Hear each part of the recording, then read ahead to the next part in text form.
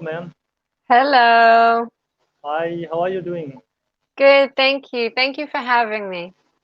Thank you so much, ma'am. We are delighted to have you here. Thank you.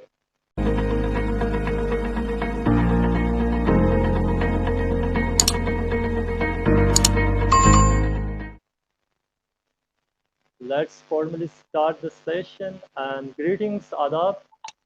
Everyone behind the screen, thank you so much for joining us. What I want to take is first, I will just introduce the topic, right? Why we have chosen this topic? Why is it necessary? Because I wrote on the description that it's a crucial topic. So I want to explain why it's crucial, what it means. So then I will hand over it to you, ma'am. So you can go with your introduction. Is that fine? Mm-hmm. Yes. Okay. All right. All right. All right. So basically, when we say thinking, so it's a very complex term, yeah, right? Thinking overall, generally. But here, specifically, what we are going to talk about on this session is to make you understand what we are talking about throughout this whole session. I want to share one of the definitions of thinking, which says thinking is a aim-oriented flow of ideas which leads to a reality-oriented conclusion. Now, what I want is just pause here and think: Are we on the right track? Do we think the way it says? Like most of the time, what we are doing is we are gambling in the past, we are gambling in the future, we are thinking about past and future, neglecting our present. Is this the right way we should think, right?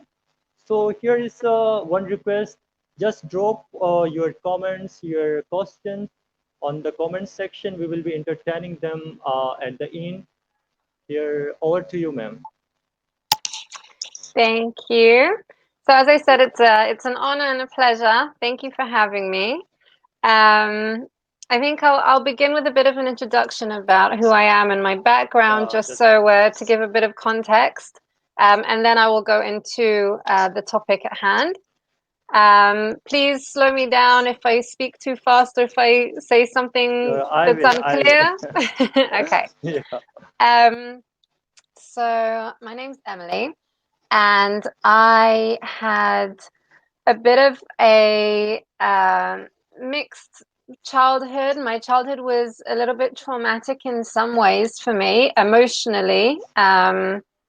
I felt I suffered a bit from emotional neglect. Now, this is perhaps a term that isn't too uh, common, but essentially, my primary caregivers, my parents, and my peers, the people around me raising me, weren't able to meet my emotional needs. Um, and that then became more of an issue as I grew a little bit older. And I experienced some additional traumas, sexual traumas, and I wasn't given the support, and I didn't know how to process and how to manage the trauma.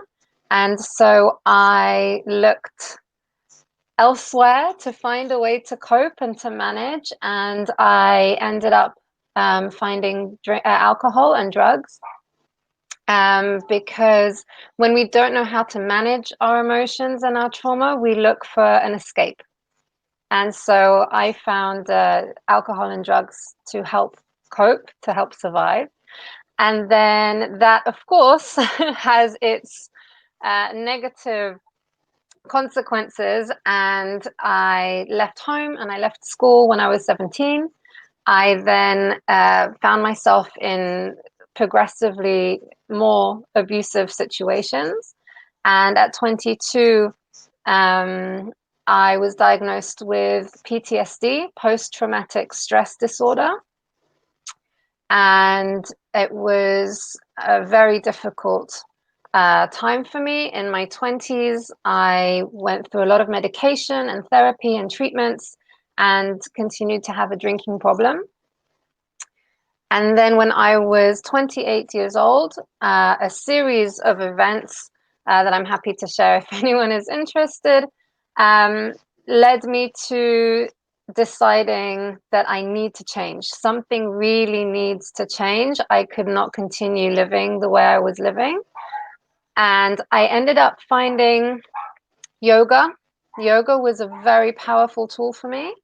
And also, I read a lot of books, autobiographies about inspiring people with transformational stories. And also, I watched a lot of online lectures, self-help materials, um, and I started on my self-healing journey, is how I call it. And I got sober. I quit my drinking, and I went back to school, and I got my master's degree in organizational behavior and development. Um, Most of my courses were psychology courses, and I also did a coaching course, and um, and then I continued with my self-healing journey, made lots of progress. I call it my rebirth, and then I also gave birth. I became a mother, and that was an incredible journey as well. Still is.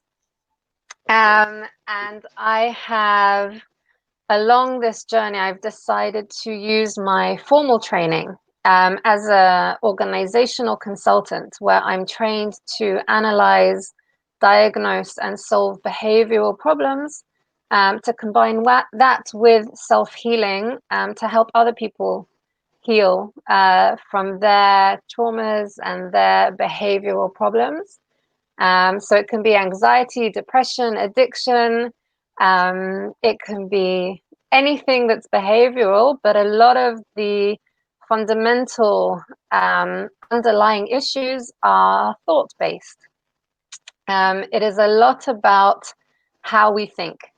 Our behavior is based on, is driven by our thoughts, and our thoughts are driven by our beliefs, and our beliefs are very often adopted, inherited, or internalized in childhood.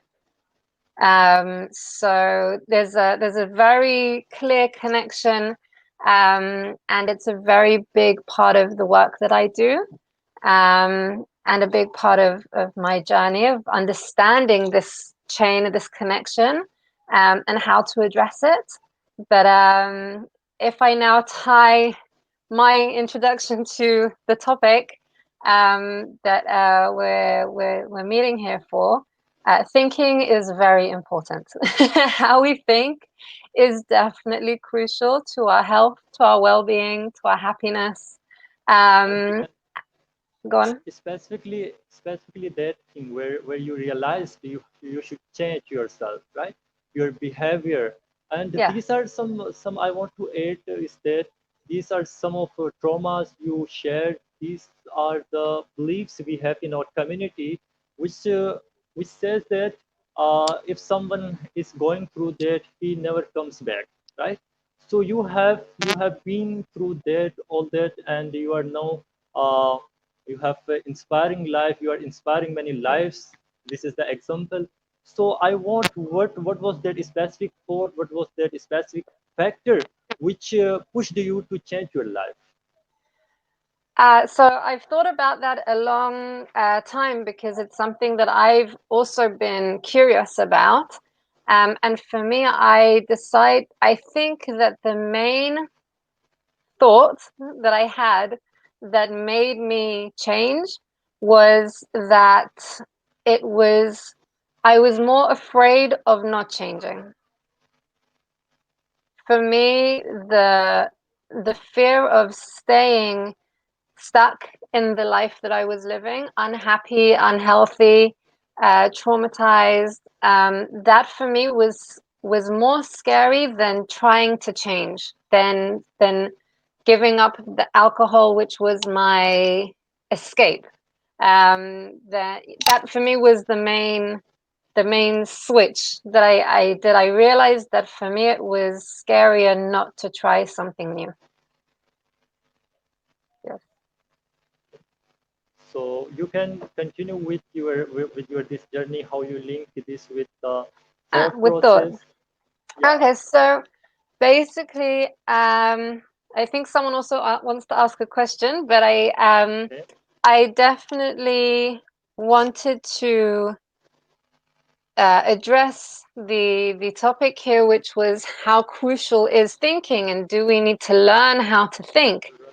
Um, yes, thinking is an innate ability, but so is talking, so is running, so is playing, so is, we can all potentially we can all drive, but the question is, do you want to try driving this incredible complex machinery, and potentially keep crashing, or do you want to learn how to drive?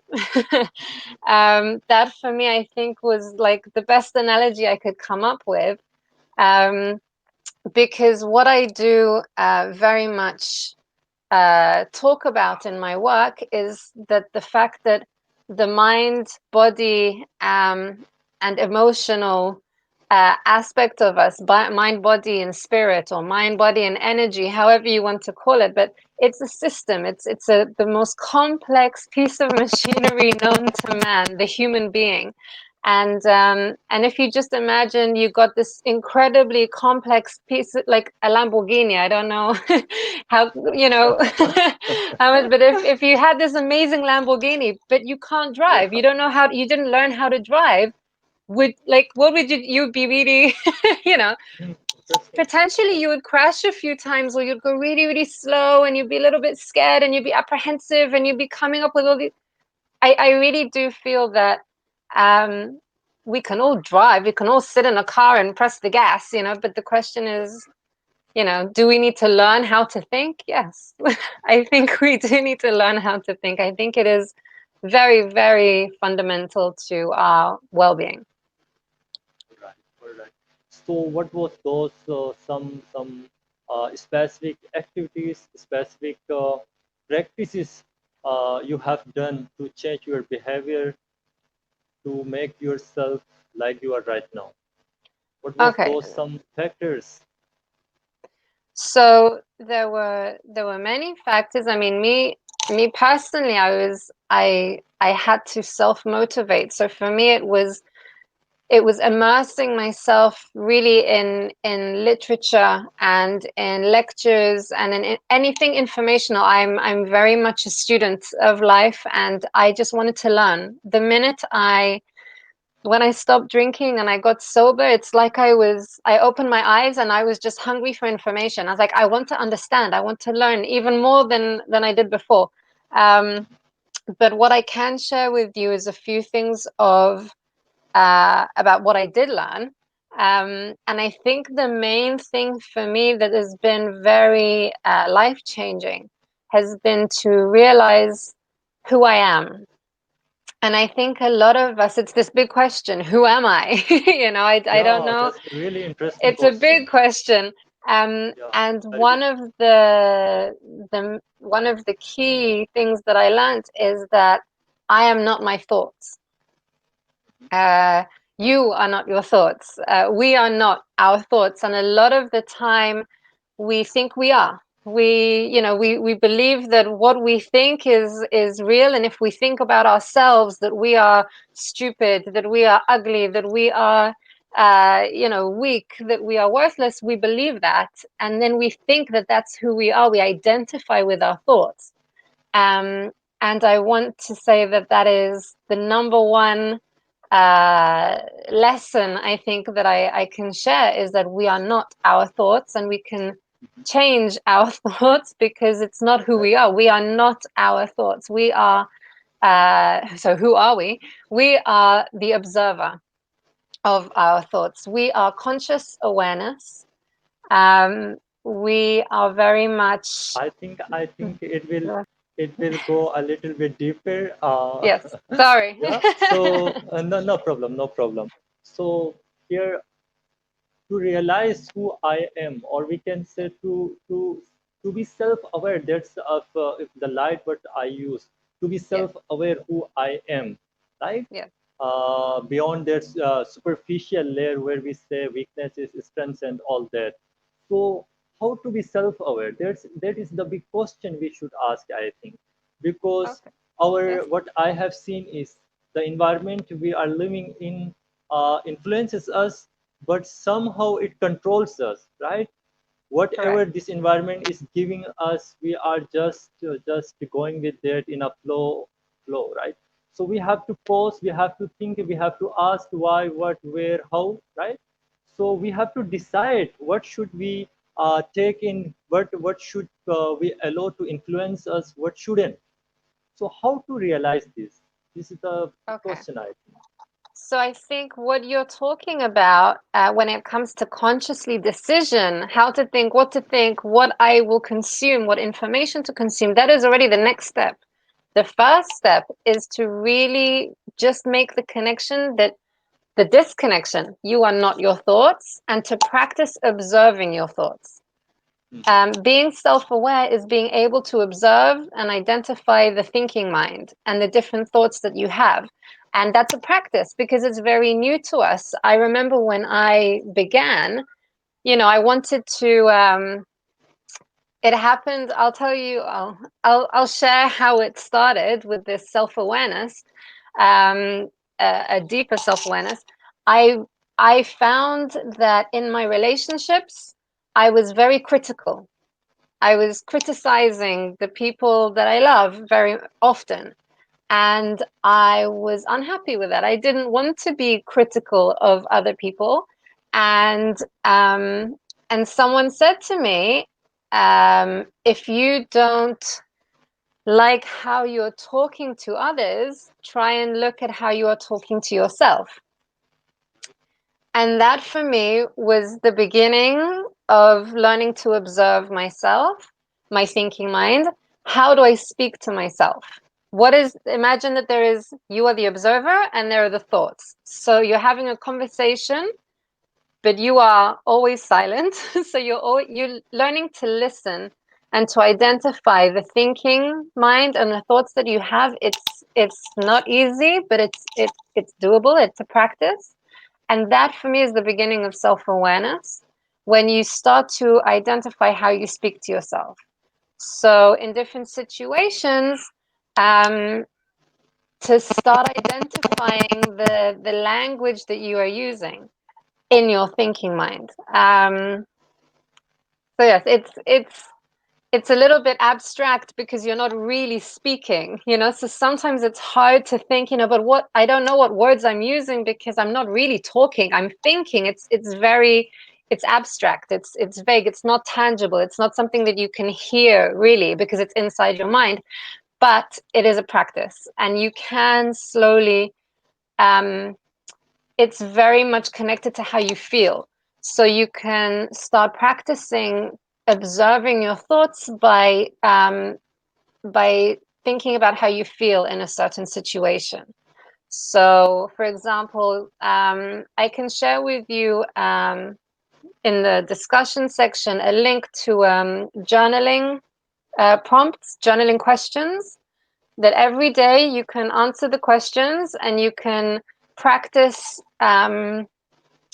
becoming more aware of how you feel in a situation. When are you feeling uncomfortable? Why do you feel uncomfortable? What caused you to feel uncomfortable? What emotions were there? Why do you think you felt those emotions? What are the thoughts and the beliefs behind the emotions? And slowly you can start uncovering the way you're thinking about things. It's very connected to how you feel. Um, so that my tip would be to start practicing observing how you think and how you feel. Okay, right. And the biggest challenge what I think is to question your emotions, to question whatever you believe. If we are not in the present, how we can do that, right? The biggest challenge is when we leave a moment, we don't pay attention at the moment. When we Yeah. cross the moment, then we go back to that and we started to think why, how, then we started to reflect. But at the moment, how is it, how much it is necessary to pay attention at the moment. Okay. So again, it's a practice. Um, Being in the present moment is something that we are not used to. We're not accustomed to being in the present moment. As you said earlier, we worry about the past or worry about the future. But I do believe that being present is a practice. And so once you make the decision to practice being present, I personally use breath work, but the in deep breathing. If I feel I'm getting anxious or but it's definitely a practice. It's like it's a skill, and so you can't. If you decide to play piano, you can't be playing piano concertos just like that because you want to be a a pianist. You have to practice, and you start small.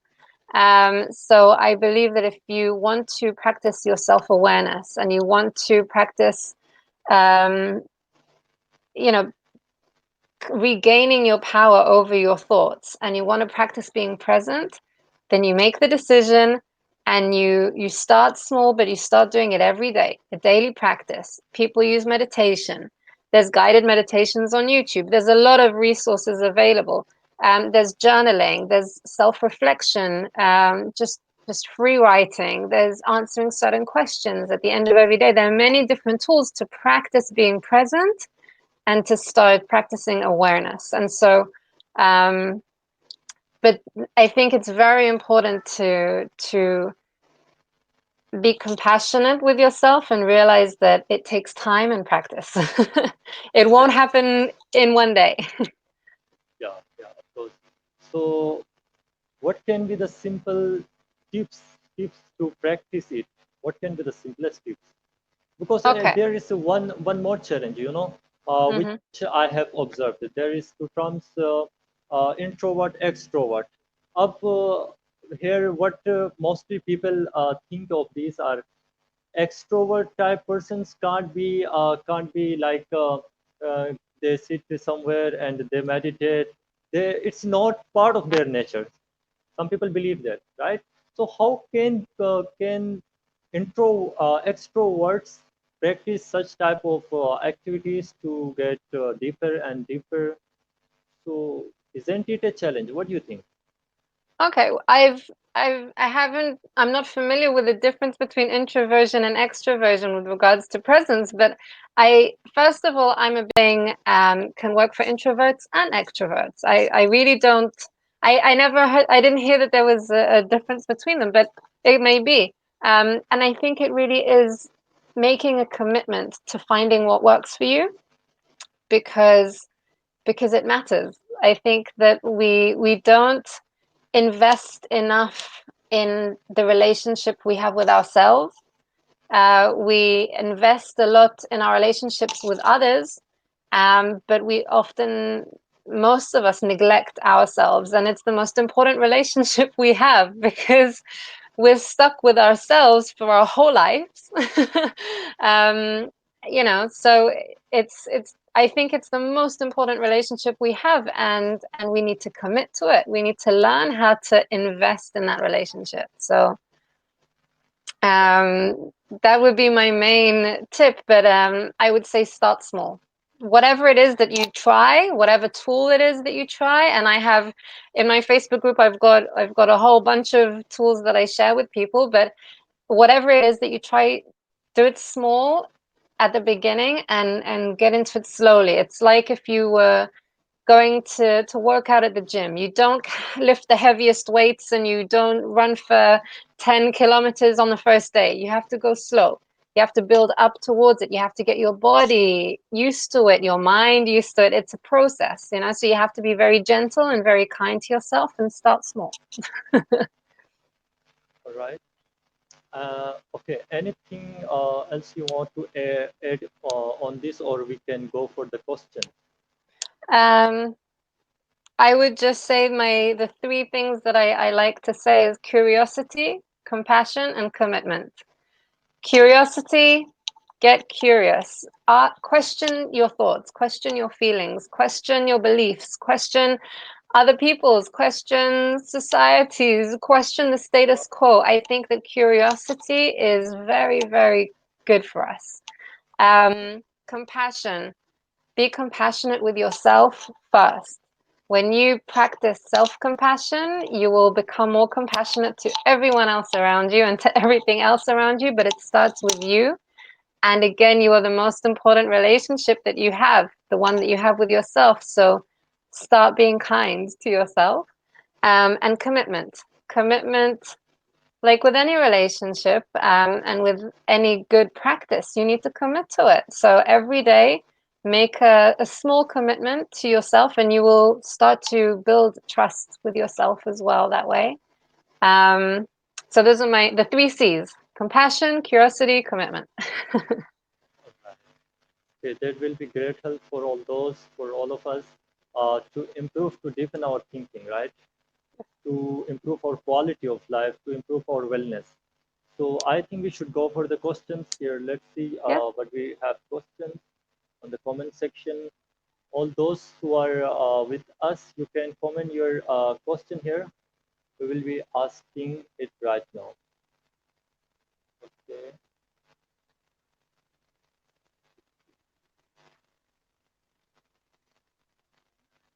Yes, yes, you can ask questions. Someone has asked on the comment section. Yeah, here is a question. Please differentiate between thinking and overthinking. And what do you think overthinking about any issue is a solution or healthy sign? This Okay. is a question. Differentiate between thinking and overthinking. Okay. So thinking and overthinking. I think it's very subjective what overthinking is. I'm Yeah. also an overthinker. I think it's more a matter of learning to meet your own needs.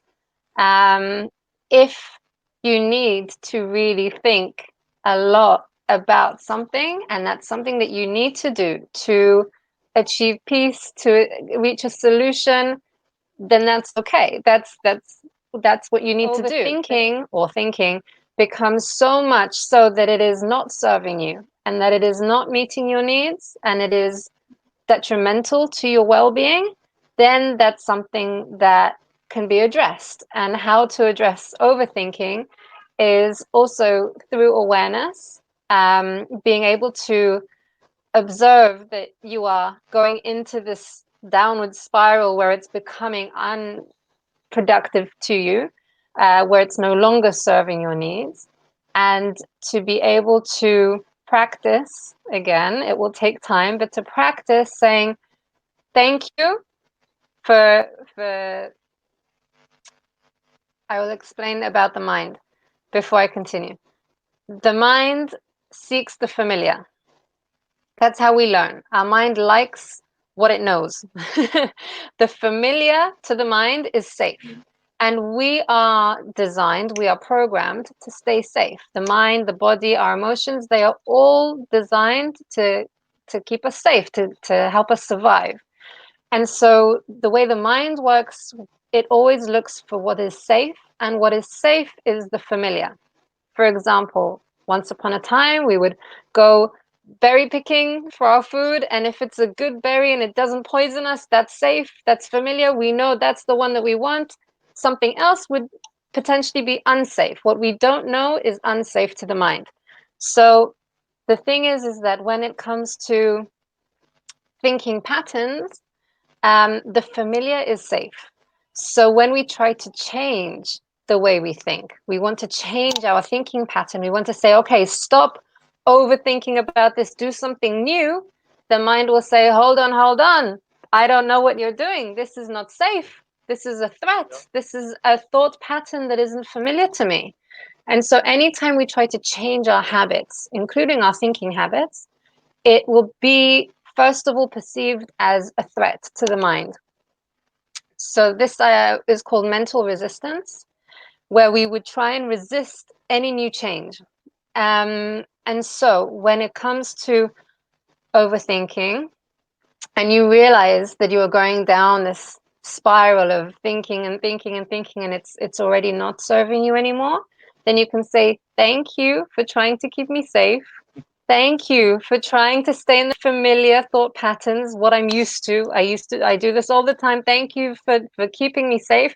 But it is not serving me anymore. I'm choosing to do something new, to New. stop the thinking, and to think about something else, or to just be present. And I today, after 4 years, just over 4 years of practicing this, I can stop my thoughts and I can change my thoughts. So it takes time, it takes practice, but it is possible. But it's very subjective. You decide what serves you. You decide what your needs are and how to meet them. Sometimes I find that I really need to think a lot in the evenings before I go to sleep, reflect. So I make time. I know I'm going to bed at this time, but I know I'm going to spend half an hour thinking because I need to think. And I also try and incorporate some time for thinking throughout the day.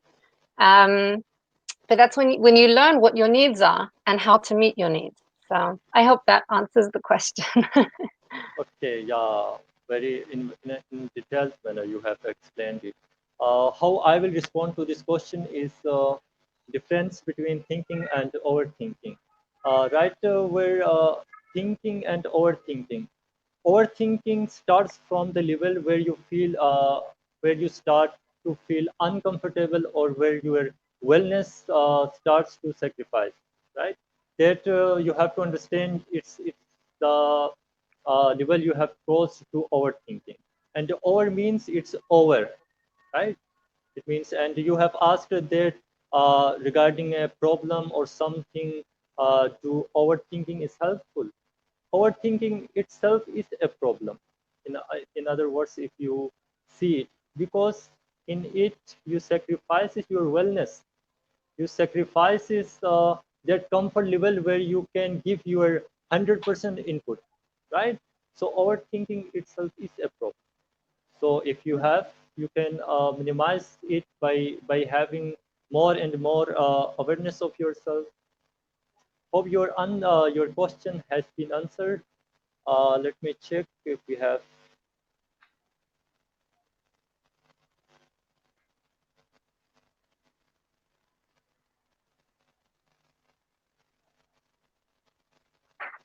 Okay, here is one question from Wasim Iqbal. He has asked, I think thoughts are affiliated with us and what we think is connected to us. Can you please explain fear in terms of thoughts if you have time? Yeah, of course we have time. We are here for your questions. Okay, ma'am. Okay, so fear. I think fear is, for me, fear is more like an emotion as opposed to a thought, but again, it's all interconnected. Um, and I believe, again, that everything is designed to keep us safe, to keep us surviving.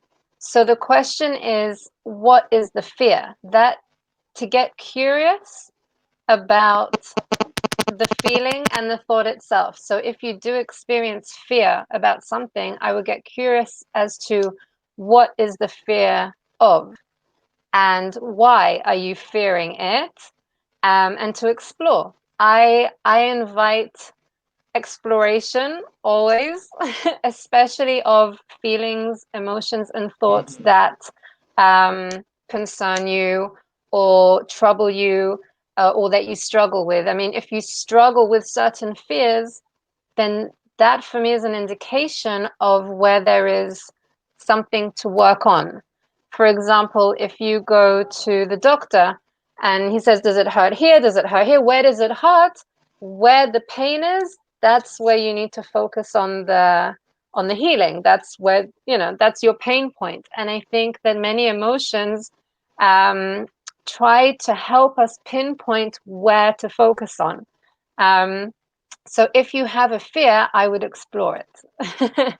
So in terms of thoughts, I would actually invite certain thoughts around fear, specifically, what are you fearing and why are you fearing it? And I think that it often is very interesting to see what is actually under there, and it tends to also be subconscious connections that we have. For example, I had a client I'm happy to share. Just to give an example, I had a client who had a fear of germs, a fear of germophobia. You know, a fear of getting sick, getting dirty, going outside to public places, being touched because she was afraid of germs.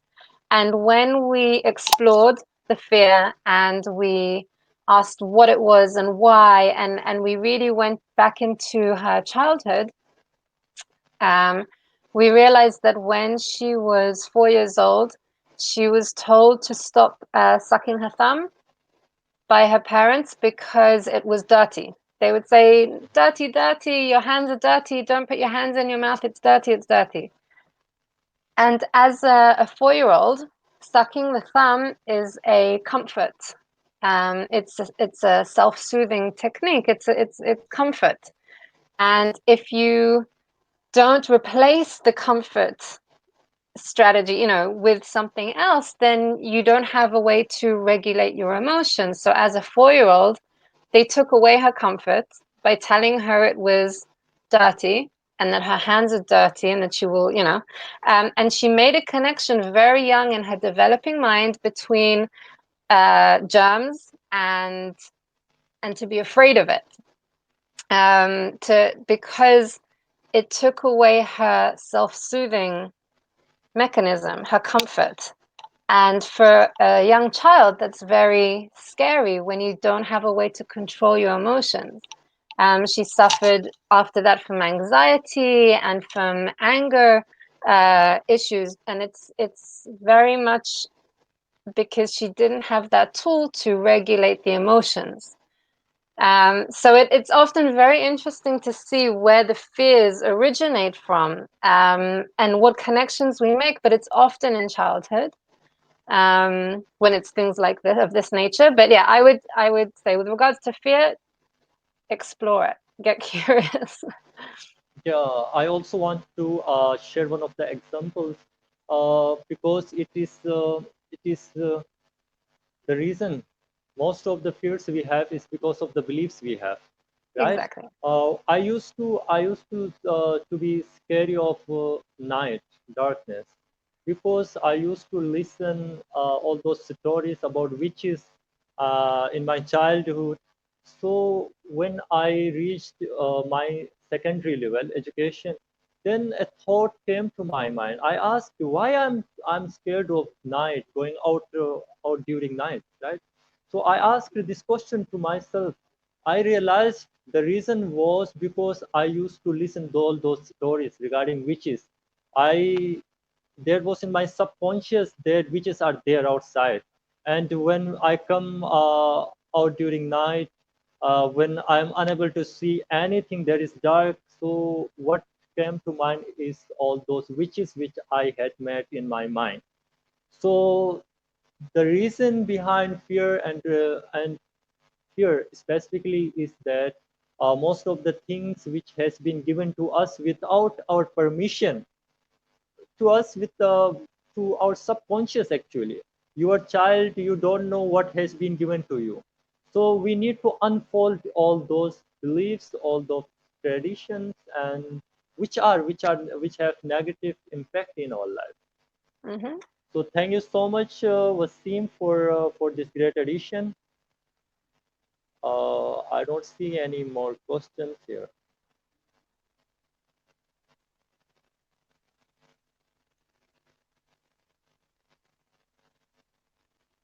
So I think that's it for today's session.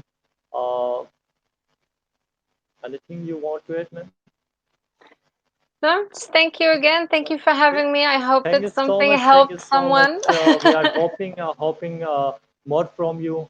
And behind the screens, thank you so much, viewers, for joining us. It's very crucial.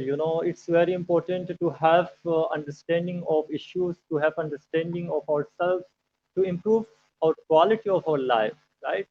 So stay tuned with us. We will be coming.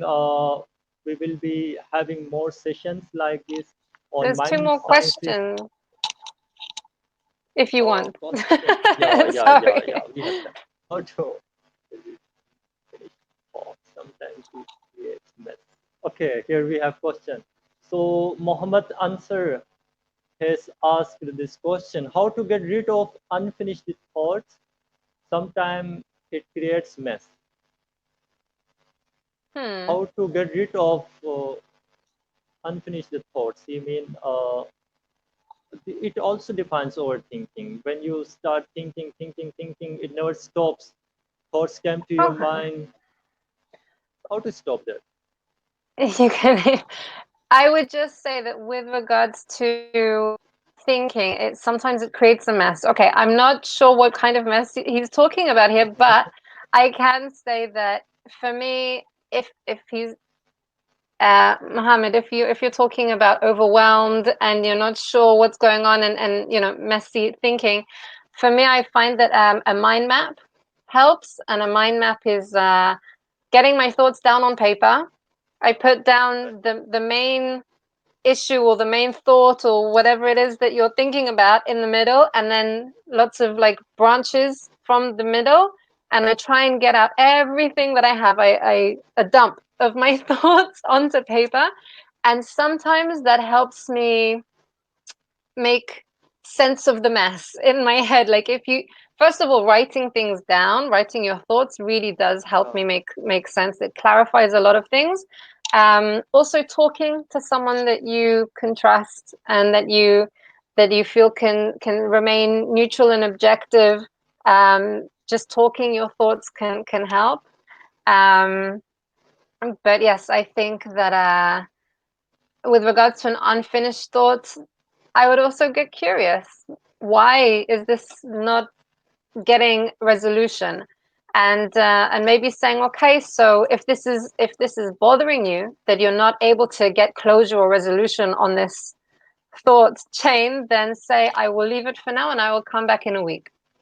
And in a week from now, I'll see if I feel differently. Sometimes to keep it there is like being on the fence about something, not here, not there. And I think putting a timeline on it can also help. So I don't know if that's what you meant, Mohammed, but I hope it helped. yeah. And my comment too will be like, don't try to get rid of thoughts. Actually, like we what we do is we try to ignore those thoughts which came to our mind. Try to simplify. Try to ask question why this thought is coming. There is Hmm. reason behind that.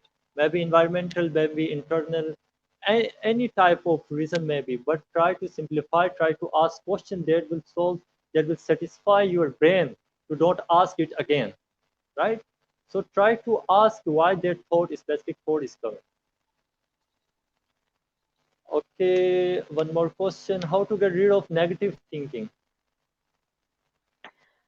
Negative thinking is a habit. It is the familiar. So our mind thinks that these negative thoughts are safe because they are familiar to the mind. So how to get rid of negative thinking is, first of all, to realize that your mind is just trying to keep you safe because it recognizes the negative thoughts as something safe. And second, it is to get curious. What are the negative thoughts? Why are you having the negative thoughts? What are the beliefs behind the negative thoughts? And to see whether those beliefs are actually true or not. Because a lot of the time, we have a negative thought, such as, I'm not good enough. And so enough. It is a belief in itself. And so you say, okay, when I was a child, my father always told me that I'm not good at this and I shouldn't do this and I shouldn't do that. And so I formed the belief that I'm not good enough. And then now my thinking is always about how I'm not good enough. Um, and so I would realize that our beliefs are often untrue because they are adopted and internalized from our surroundings, and they're not necessarily ours to carry, they're someone else's. And we can choose to believe differently. We can say, you know what, I am good enough. And we can practice thinking that way, um, because we have the power to, as the observer and as awareness, we can make conscious decisions of how we believe and how we think. So I hope that answers that question. Yeah, that's you very well explained that. And what I will comment on this question is just to celebrate whatever you have, right? We always try to get what we Gratitude. don't have, right? So gratitude, you should be thankful for what you have. And no. Okay, any more questions from the viewers? There's one from Manur. No, it's appreciation. Can I take a decision? Not That's fine. question.